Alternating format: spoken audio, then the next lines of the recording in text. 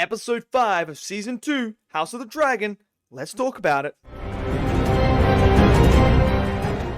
Okay, so we're coming off an absolute banger episode of last week. Last week's episode was out of this world good.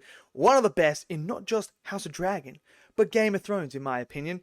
And look, a lot of things happened in this episode. And we're going to start off with the biggest mistake you could ever possibly make. And Aemon made that mistake in this episode. So we have the aftermath of the battle of the dragons. So what does Prince Aemon decide he's going to do? In something that he thinks is going to be glorious. He decides to get Melee's head and parade it through the streets of King's Landing, and show everyone that dragons are no longer gods. That dragons can be killed. The strength and power of the Targaryens is they ride dragons. The small folk see dragons as gods.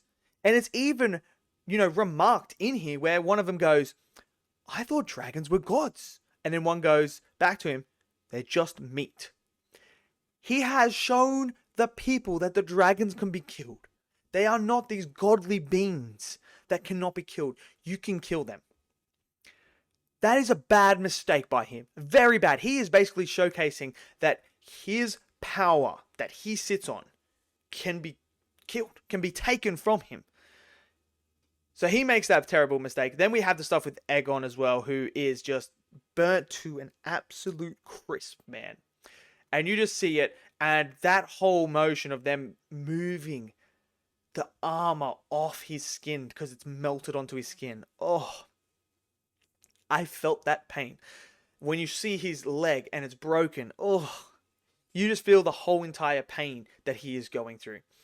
And Alicent wants to know what was Aemon's role. Like, Aemon is a psychotic person. And then we get this awesome council scene with them. And they now have to pick a regent to represent the king. Alicent is like, yo, I've been here before. I've ruled. I know how to deal with all this. I have the experience in that. I'm sorry, Alicent. Did you actually believe that Lars Strong, a man who is more of a snake than an actual snake, would back you? You thought Christian Cole would back you? That guy? And then you thought the Lannisters would back you? Are you serious right now? Of course they're going to back Aemon. And they put Aemon on the throne. What did Alicent... And I just love the way that it's shot. Because the way it's shot with her sitting there and everyone's talking, we're just focusing on Alicent. And you just feel, and like that's beautiful, beautiful performance. And you see the water in her eyes when she comes to the realization. They just use you. You are nothing to them. Look what they did to your father. They threw Otto out of there. You and Otto were the masterminds behind everything. And now... your sons don't care. Aemon doesn't care. Aemon only wants one thing. He wants the throne. I mean, he's willing to burn his own brother to get that throne. What did you expect? So, I mean, I don't know what she was expecting, but yeah, she's getting put in her place very, very, very, very comfortably. And it's great to see. But then you have Aemon closing the gate so no one can get out of King's Landing. It's just... man, it's going mayhem there right now. Prince Aemon becoming the dictator. It's going to be insane. Moving forward, that storyline is going to be freaking awesome to watch. Then you have all the stuff with the side quest of Daemon and his, descent into like madness where he's starting to see his own mother. Even though I don't think there's a reference there saying that like you haven't seen your mother or something like that. So I don't know if that, if it is his actual mother that he's seeing, if he remembers her that. But anyway, he's having all this thing because he wants the throne. He still is hurt by his brother not giving him, the claim to being the heir to the throne when he passes away. So Daemon wants this throne. He wants it, but he also loves Rhaenyra. So he is like thinking, I want the throne, but I love Rhaenyra at the same time. So he's coming up with this plan that they can rule together. And he's already telling people, you need to address me as the king and all sorts of stuff. You know, so he's going through all that stuff. It's insane. He's just diving into madness, man. It's crazy. Jace really steps up here. He really steps up big time here. He goes to the twins to go and claim all that. He does all that. And then he comes back and there's this beautiful conversation with him and Rhaenyra that I absolutely loved, about talking about the other dragons, where he's like, we have other dragons. We can take Vhagar, but we just need to find riders. And then when he comes up with the idea, there are people with our blood here. Like, we can find people to ride these dragons.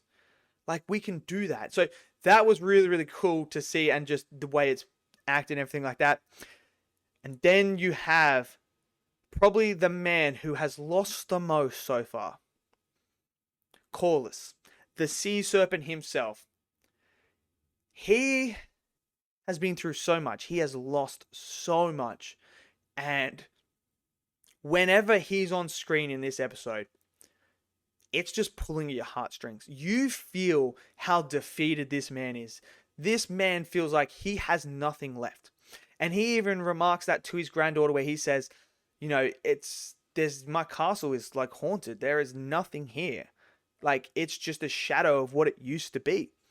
You know, and then when she's like, well, Rhaenyra wants you to be the hand. He's like, well, has she not taken enough from me? Like, he has lost his kids. Man, he's he's only got his grandchildren left. He's also now lost his wife.